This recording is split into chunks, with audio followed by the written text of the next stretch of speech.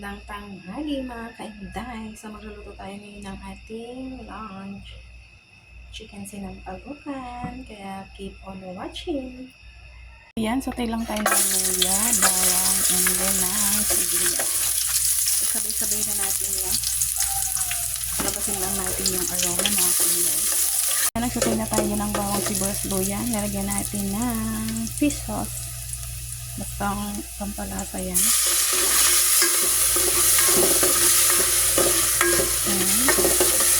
And then, lagyan na natin ang ating chicken. At, syempre, lagyan na rin natin yan ng seasoning. Sabay-sabay na natin yan. At, metos. Yan. Sangkot siya muna natin yan. I-cover it muna natin.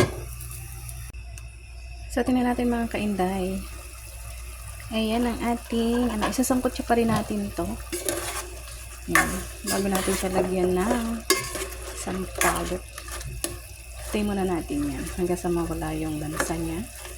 At saka mag-evap yung water. Tsaka pa lang natin siya ulit lalagyan ng sabaw. So, cover muna ulit natin yan.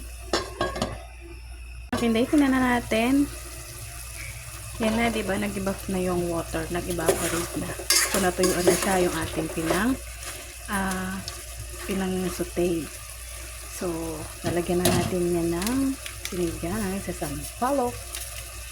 And then, syempre, mekos. Lagyan lang natin yan. Hanggang maka-absorb na yung chicken ng ating sampalok. And then, lagyan na natin yan ng water. At saka natin siya i-cover para kumulo siya. Diba? Yan na. Kumukulo na siya dyan. Okay na rin yung ating timpla dyan. Okay na yung asim. So, ilagay na natin yung ating mustasa. Green leafy vegetable natin yan. Mustasa. Yan. Pakulan muna natin to mga kainday. I-cover ulit natin yan. It's so yummy na yan later.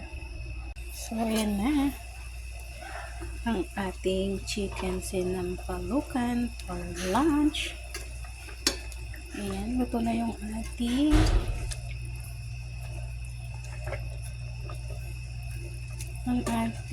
mustasa. Na mga kainday, done cooking na tayo. Thank you for watching. Please follow, like, and share. Love.